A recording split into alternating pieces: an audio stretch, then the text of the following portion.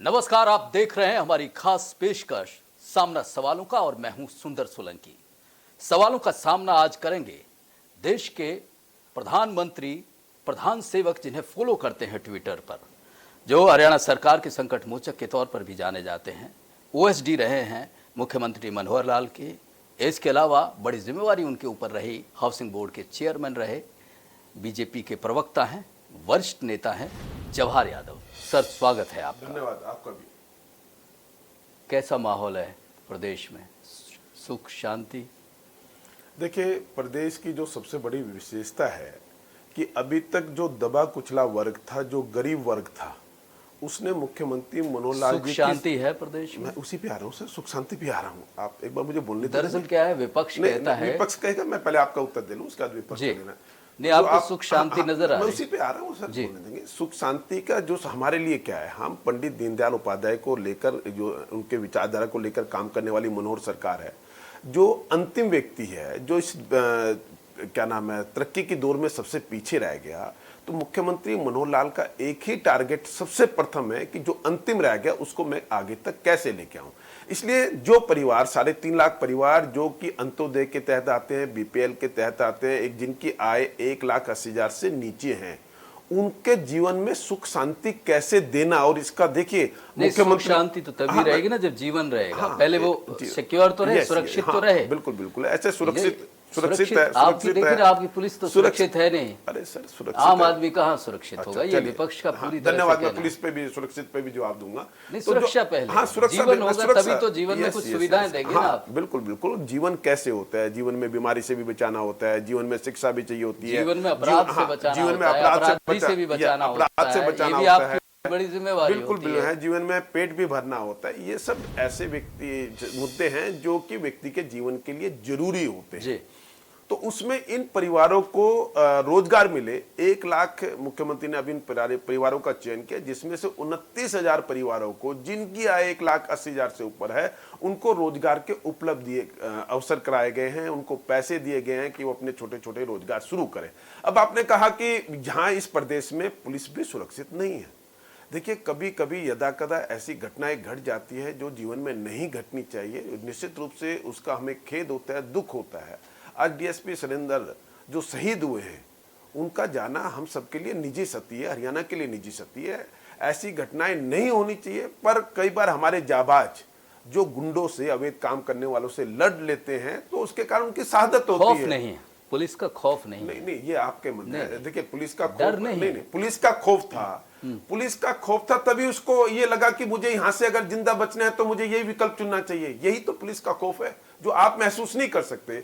जिसने हमारे जाबाज ऑफिसर को शहीद किया, वो खौफ था, अगर इनके हत्थे चढ़ गया तो ये मेरा क्या हाल करेंगे। उस खौफ के चलते उसको भागना पड़ा और उसमें ये दुर्घटना उन्होंने जानबूझकर की। और फिर उसके बाद यही पुलिस है, उसका ही खौफ है, जिन्होंने उसके पैर पर इनके एक साथी को गोली भी मारी और उसका इनकाउंटर भी किया, हॉस्पिटल में भर्ती हुआ, राजस्थान तक जाकर अपराधियों को पकड़ा। तो ये पुलिस का खौफ है, जिसको आप महसूस करना चाहिए आपको। नहीं, अगर खौफ होता तो क्या इस तरह की घटना होती? लेकिन फिर आप कह रहे हैं, आप ये कहेंगे कि क्या भारत पे जब पाकिस्तान कभी कभी यदा कदा हरकतें करता है, क्या उसको हमारी सेना का खौफ नहीं है?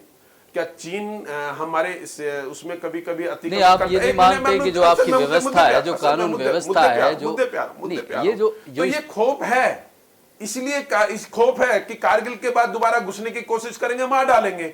आप पुलिस वाला, कोई अपराधी हमारे पुलिस ऑफिसरों के सामने से बच के नहीं निकल सकता। वही खौफ था कि उस अपराधी ने ये कृत्य किया। अगर खौफ नहीं होता तो हमारी पुलिस सोती रहती है, वो निकल जाता। पुलिस सरकार का चेहरा होती है जवाहर सर, और उसकी स्थिति अभी देखा कि अभी मानेसर सेक्टर 1 में 500 झुग्गियों में लोग 2-2.5 हजार के करीब लोग थे। 2-3 दिन पहले पता ही नहीं चला कि वो कहाँ गए। पुलिस को ये स्थिति नहीं पता है कि ये देश के लिए खतरा हो सकता है। एनसीआर में खासकर इस सुरक्षा का विषय है, पुलिस को नहीं पता। एक सत्ताधारी पार्टी के कार्यकर्ताओं को बचाने के लिए आपकी पुलिस दूसरे प्रदेश से उलझ जाती है। पता नहीं, मुझे इसके अलावा कहीं भी मुख्यमंत्री की खुद सुरक्षा में चूक होती है। मुझे लगता है कहीं ना कहीं आज आपको आते हुए ऐसी घटना मिली होगी कि ट्रैफिक वालों ने शायद रोक लिया होगा। इसके कारण आज आपकी खुद नहीं, ये स्थिति नहीं। जवाहर जी, कोई सवाल, हमारे कोई व्यक्तिगत सवाल नहीं। उत्तर देता हूँ। अगर कहीं किसी 2-2,500 झुग्गियों में से कुछ लोग भागे, कुछ लोग नहीं, अरे सारे भागे, उनकी कोई आइडेंटिटी अरे नहीं। सर सारे भागे, मैं कहता हूँ सारे भागे, तो वो कहाँ भागे ये भी नहीं पता है। सुनिए जी, आप वो खोप रहा होगा, चाहे वो जनशक्ति का खोप रहा हो, जागरूकता का खोप रहा हो, और ये आपने कहा उस पर इन्वेस्टिगेशन होगी। आज जिस चीज का मुझे पता नहीं और आपको नहीं पता, जब तक उसकी सरकार के तथ्य नहीं आते, पुलिस अपनी इन्वेस्टिगेशन नहीं कर लेती कि किसी ने अपना स्थान बदला है, वो किस कारण से बदला है, वो स्वाभाविकता है। आप भी अपना प्रदेश छोड़कर आज हरियाणा में हैं, मैं भी हूं, अन्य लोग भी है, अनेकों लोग आते, तो वो जो बदलाव भी हुआ है वो किस लिए, उसके तथ्य आने दीजिए। मैं दरअसल जवाहर जी ये सवाल इसलिए कह रहा हूँ कि पूरी तरह से पुलिस की जिम्मेवारी, क्योंकि जिस तरह से चाहे वो कानून व्यवस्था की बात हो या लोगों की सुरक्षा की बात हो, रिफ्लेक्ट जो चेहरा करता है पुलिस ही करती है, इसलिए ये सवाल उठा रहा हूँ।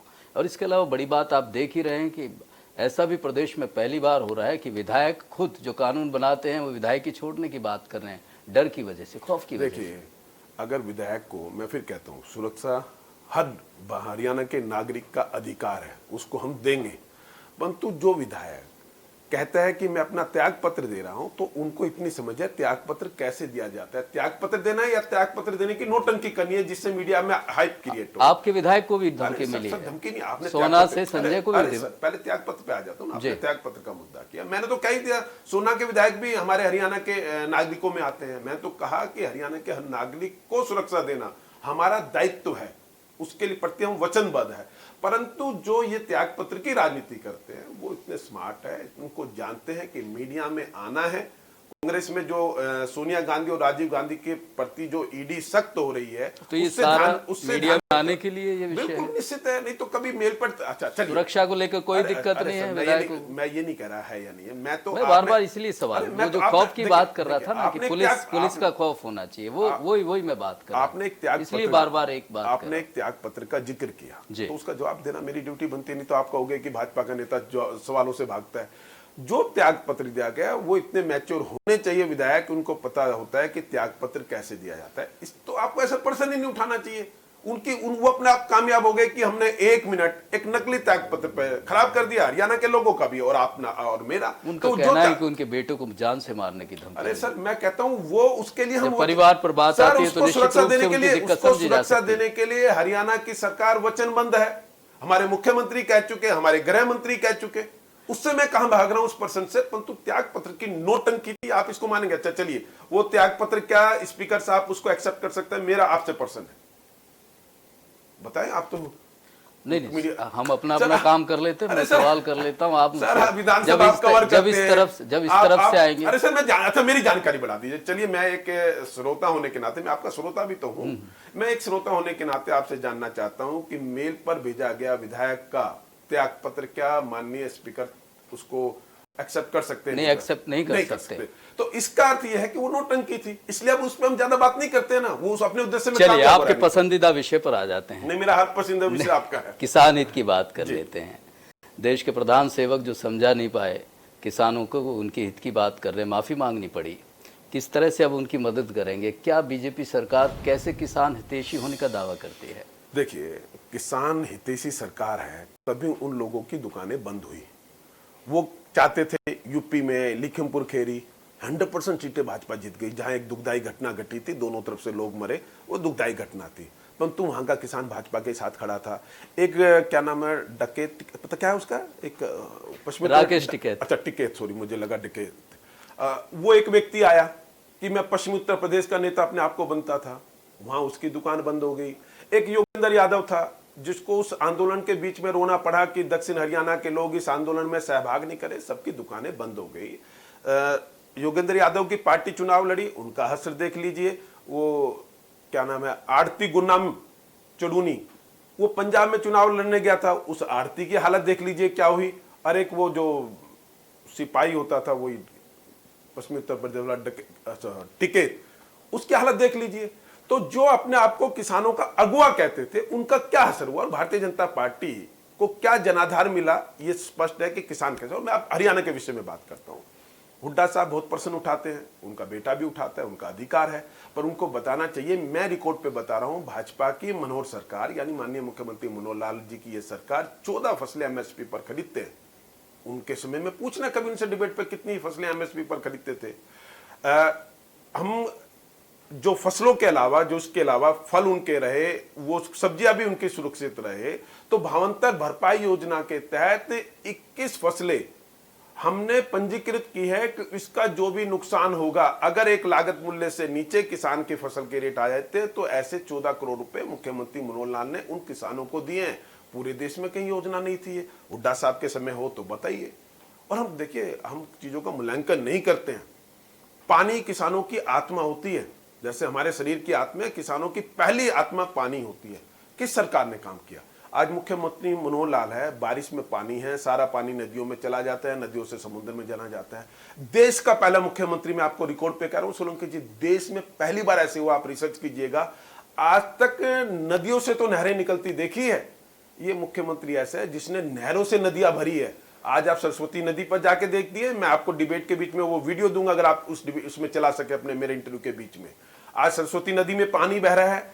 आज महेंद्रगढ़ की कृष्णावती नदी, दोहन नदी में पानी डाला जा रहा है, और रेवाड़ी की साबी नदी में पानी डाला जा रहा है, जिससे कि ये जो पानी एक्स्ट्रा है नहरों के माध्यम से नदियों में जा रहा है और ग्राउंड में, जमीन के नीचे वो जा रहा है, जिससे वहां पर ग्राउंड का वाटर ऊपर होगा और किसानों को खेती करने में लाभकारी होगा।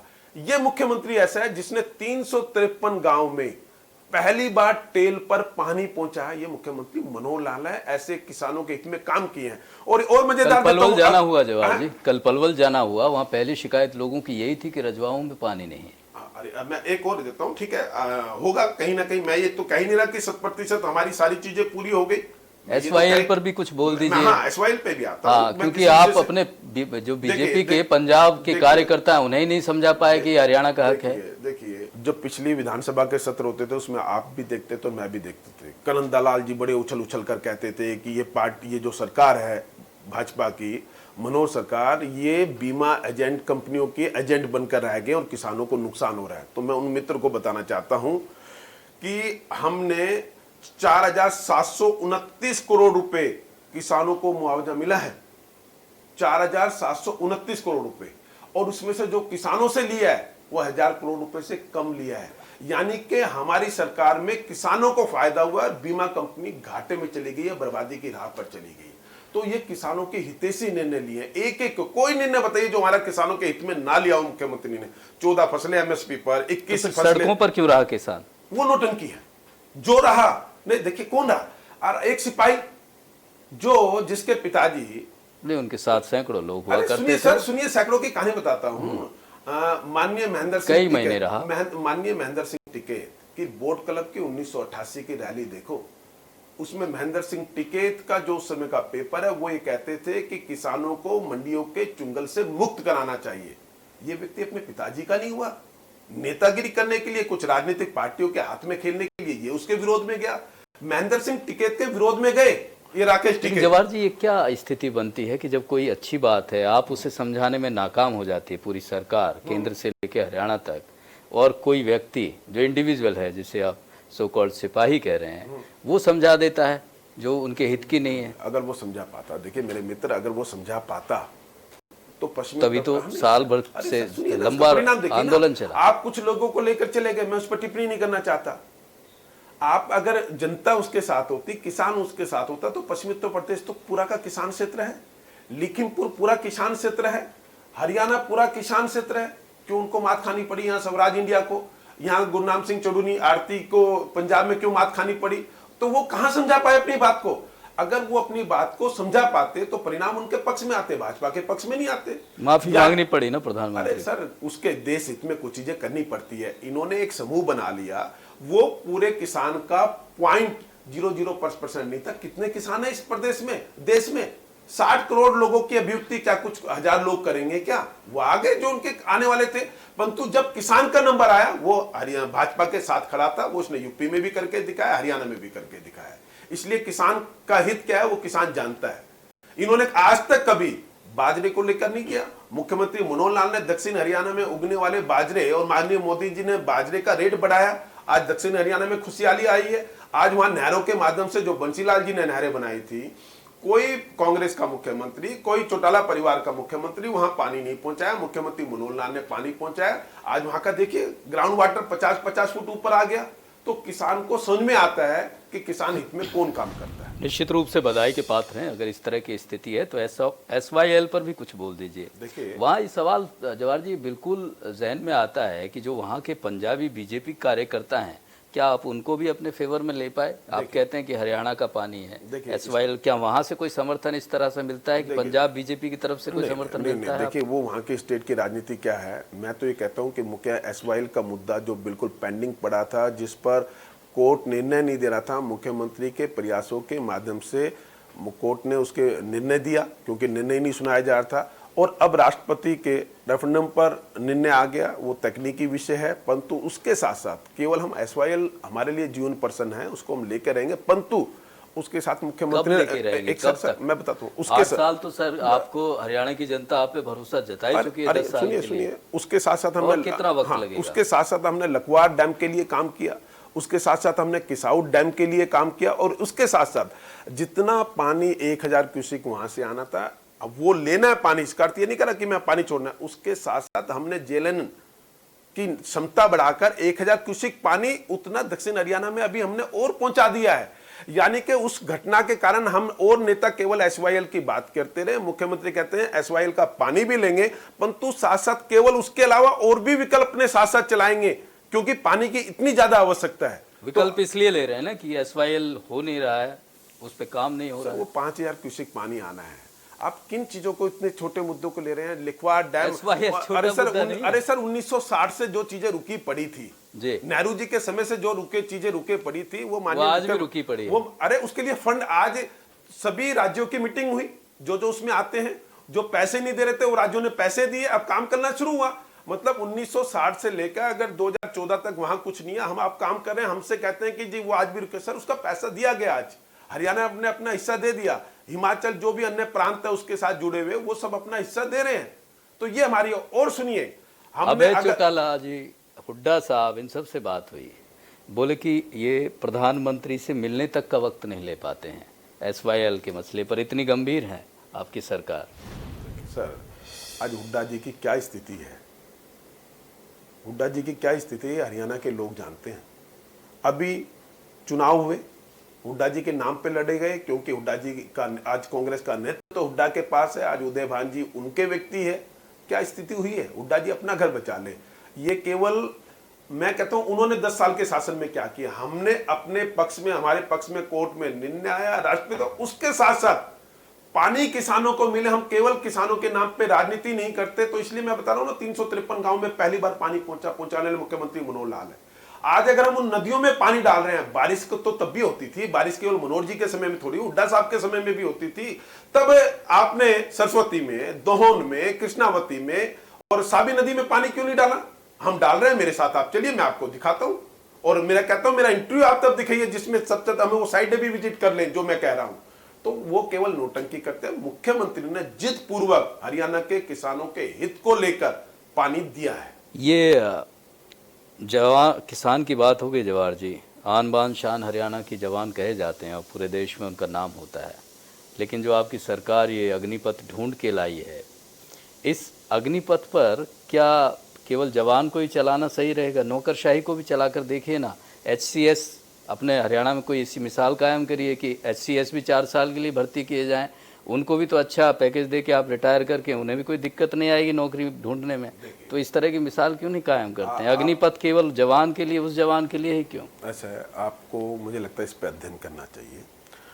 अग्निपथ, अग्निवीर जो है, ये केवल नौकरी नहीं है, ये किसी भी व्यक्तित्व विकास का एक ट्रेनिंग सेंटर है। एक 16 साल का बच्चा जो कहीं कोचिंग सेंटर में जाकर अपने आप में अपने विकास को डेवलप करता है, अपने व्यक्तित्व को डेवलप करता है, साथ में वो पढ़ाई करता है। ये केवल ऐसा नहीं है नौकरी है। अगर कोई यहाँ 10वीं पास करने के बाद जाता है तो उन 4 सालों में वो 12वीं भी करता है, वो तकनीकी ज्ञान भी लेता है। आप उसको रोजगार क्यों मान रहे हैं?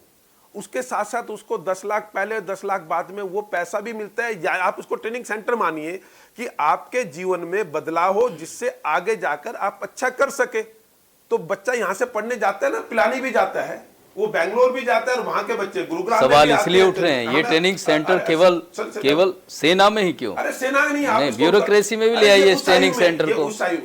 उस आयु में 16 साल में किसी भी जगह कोई सरकारी नौकरी नहीं लगता इस देश में फौज के अलावा, तो इसलिए वहां से। और दूसरा, आप अगर आप कहें तो मैं वीडियो उम्र बढ़ा दी है, 23 साल तक है, 17.5 साल से, तो 23.5 में तो IAS भी बनते हैं, IPS भी बनते हैं। अगर आप वो वीडियो सुनना चाहें तो मैं सुना सकता हूं, जिसमें जनरल कह रहे हैं कि जब व्यक्ति फौज में होता है तो उसमें से 35% लोग प्री मैच्योर रिटायरमेंट लेके चले जाते हैं। कहते तब हमसे किसी ने नहीं पूछा आज तक कि उसके बाद जाके क्या करेंगे।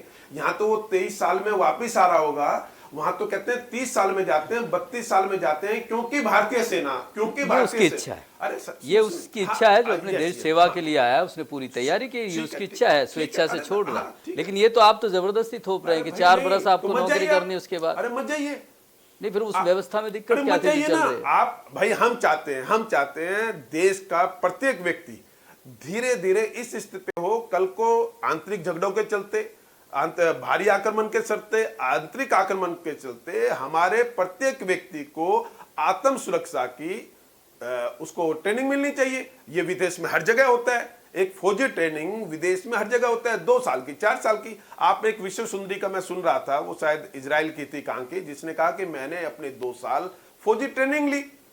देश का प्रत्येक नागरिक, तो वही तो मैं कह रहा हूँ कि नौकरशाही में भी कर दीजिए ट्रेनिंग को। प्रत्येक नौकरशाही में सेल्फ ट्रेनिंग नहीं दिखाई जाती, नौकरशाही में लड़ना नहीं सिखाया जाता, नौकरशाही में आपको आग से जूझना नहीं सिखाया जाता, नौकरशाही में आप पे आतंकवादी आक्रमण हो गया, आप किसी मॉल में घूम रहे, उससे बचाव का नहीं दिया है। ये वो ट्रेनिंग है सर, इसको आप उससे मत जोड़िए। जो इसमें रोजगार ढूंढते हैं, मेरा कहना है कि वो रोजगार का विषय नहीं है, ये विषय प्रत्येक भारत के नागरिक को आत्मरक्षा सिखाना है, साथ में उसमें तकनीकी ज्ञान देना है, उसमें मैं दरअसल जवाब ये सवाल इसलिए पूछ रहा हूँ, इसलिए पूछ रहा हूँ कि अमूमन क्या है कि जब आप किसान के हित की कोई बात लेकर आए तो उसका विरोध हुआ, तब किसान सड़कों पे आ गया। जब आप जवानों के हित की बात लेकर आए तो वो स्टूडेंट सड़कों पर आ गए। तो ये कमी कहाँ हो जाती है? समझाइश में कमी हो जाती है, या उस पर जो तैयारी होती है वो पूरी नहीं होती है? जानकारी के लिए बता दूं, जितने मैंने फोटोए और विजुअल आपके चैनल पे भी देखे, जो विरोध कर रहे थे वो 55 साल से ऊपर के लोग थे। उसमें आपके विधायक थे हरियाणा में, कौन सा आपका कांग्रेस का हरियाणा का विधायक है जो 16 साल का है? 25 साल से पहले तो विधायक भी नहीं बनते थे, वो फोटो लेके आ गए, उनको एक फोटो सेशन करना था। अगर ऐसा होता, ट्रेनें जली हैं, अरे सर आगजनी हुई, हाँ तो जलाई ना उन लोगों ने, अरे सर जलाई ना उन लोगों ने, बिहार से लेकर बहुत सारे पूरे देश में अलग अलग तस्वीरें आई हैं। उसमें 50 साल के लोगों ने, 40 साल के लोगों ने जलाई। जो युवा था वो तो उसमें लग गया, जहां 3000 की पोस्टिंग थी वहां लाखों युवा अप्लाई कर रहा है। आप देश के युवाओं को चाहेंगे कि वो देश हित में काम ना करे तो युवा सुनने वाला नहीं है। 3000 के अगेंस्ट में लाख से ऊपर अगर युवा कहते हैं कि मैं इसमें आना चाहता हूं, तो आप चार्म देखिए।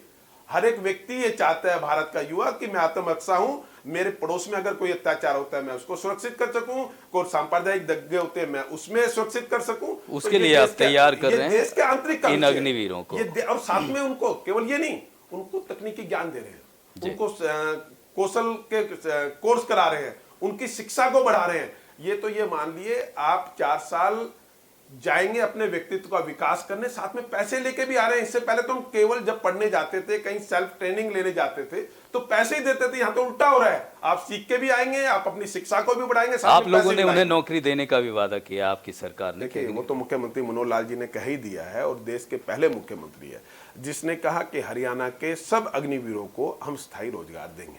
ये रोजगार की बात हुई, आप पिछली बार जब आपकी सरकार आई तो इस रोजगार को लेके ही सरकारी नौकरियों में जिस तरह से पारदर्शिता थी, पूरे प्रदेश में इसकी प्रशंसा हुई। लेकिन अब सवालों के घेरे में है कि नौकरियों में वो पारदर्शिता नहीं है। लगातार विपक्ष ये कह रहा है कि भ्रष्टाचार है, जहां भी कहो धांधलियों की वजह से कोर्ट रोक लगा देता है। ये स्थिति इस बार की है। देखिए, मुझे लगता है फिर अध्ययन करना चाहिए। कांग्रेस की हुड्डा साहब के सरकार में 11 भर्तियां माननीय न्यायालय ने रद्द की। आपकी सरकार में कितनी हुई? एक बता दीजिए। केवल 2 भर्तियां जिसमें हमें ये लगा कि कहीं ना कहीं वहां कुछ गड़बड़ होगा, वो हरियाणा की सरकार ने वापस ली है। कोर्ट का एक केस दिखा दीजिए जिसमें माननीय न्यायालय ने ये कहा जा रहा हो कि मनोज सरकार की इस भर्ती को हम रद्द करते हैं। हमारी पुलिस की भर्ती जो पहले भर्ती हुई, जिसमें ये था कि कुछ लोग नशे के कारण उसमें वो हुए थे, इतना बबीला शोर मचा था, उस पर आप मानिए उच्च न्यायालय का अगर निर्णय पढ़ेंगे तो कहेंगे उस पर लिखा हुआ है इतने बेहतर तरीके से, इतनी पारदर्शी तरीके से, जहां ओलंपिक के स्टैंडर्ड को अपनाते हुए शारीरिक क्षमताओं का, दौड़ का, छाती की माप का मूल्यांकन किया गया। वो कहते हैं कि आज तक देश में इससे बेहतर नहीं हुई। ये कोर्ट बोल रहा है, मैं नहीं बोल रहा हूं। ये तो लोग हैं जिनको चिल्लाना है, क्योंकि उनके लोग हैं। कौन लोग है वो? आज एक पुलिस भर्ती के चलते हम 150 से ऊपर लोगों को अरेस्ट कर चुके, यानी कि हम उस व्यक्ति को किसी कीमत पे नहीं छोड़ना चाहते हैं जो ऐसे गढ़ में। तो वो लोग किसके हैं? लोग तो उन्हीं के ना जो चिल्ला रहे हैं। उनको ये लगता है कि ये मुख्यमंत्री एक अपने तरफ में अलग मुख्यमंत्री है। वो ये कहता है कि मुझे इसकी परवाह नहीं है कि मेरे मुख्यमंत्री कार्यालय पर मेरे ऊपर कोई आरोप आए और इसके दबाव में हम आ जाएंगे। अगर हमारे यहां भी कोई भ्रष्टाचार करेगा तो मैं फेस करूंगा उन आरोपों को, क्योंकि मैं अपनी जगह ठीक हूं। अगर कोई मेरा व्यक्ति भी गलत करेगा, अंदर कर दूंगा, मैं गलत नहीं होने दूंगा। अब तक होता क्या है? अभी तक लोग क्या करते हैं कि मुख्यमंत्री पे कोई आ चाहे, इस घोटाले को दबा दो, चुपचाप रहो, शांत रहो, मुख्यमंत्री पे आ, क्योंकि वो बेईमान लोग होते थे। ये 100% एक 24 कैरेट का सोना है मुख्यमंत्री मनोहर लाल, जो कहता है मैं किसी भी कीमत पर गड़बड़ नहीं होने दूंगा। तो जहां उनको मिलता है उन्होंने छापे डलवाए, निश्चित रूप से पूरा प्रदेश इस बात को मानता है कि ये प्रदेश हित में है कि एक ईमानदार मुख्यमंत्री के तौर पर उनकी पहचान है। लेकिन ये भी एक विपक्ष कहता है कि दरअसल अफसरशाही इतनी हावी है, होम्योपैथी की जो दवाई होती है उस तरह से मुख्यमंत्री को लिया जाता है कि उनकी मान लें तो भी फायदा है, ना माने तो कोई नुकसान नहीं है। देखिए, जो लोग ये आरोप लगाते हैं कि मुख्यमंत्री ब्यूरोक्रेसी के दबाव में रहते हैं, ब्यूरोक्रेसी सुनती नहीं है, मैं स्पष्ट शब्दों में बोल देता हूं जो आप नहीं बोल पा रहे हैं विपक्ष की। वो लोग दक्षिण हरियाणा में पानी नहीं पहुंचा पाए, इन मुख्यमंत्री ने पानी पहुंचा दिया। जो कहते हैं कि ब्यूरोक्रेसी जिनकी सुनती थी वो ऑनलाइन ट्रांसफर नहीं कर पाए, मुख्यमंत्री ने ट्रांसफर दे दिए। जो लोग कहते हैं ब्यूरोक्रेसी सुनती नहीं है, कल्पना नहीं की थी हरियाणा और देश के किसी व्यक्तित्व में ने कि मेरे गांव की जो जमीन, जो पुरखों से जिसके पेपर नहीं है, उसकी भी गांव में रजिस्ट्रियां होगी, वो इन मुख्यमंत्री ने करके दिखाया है।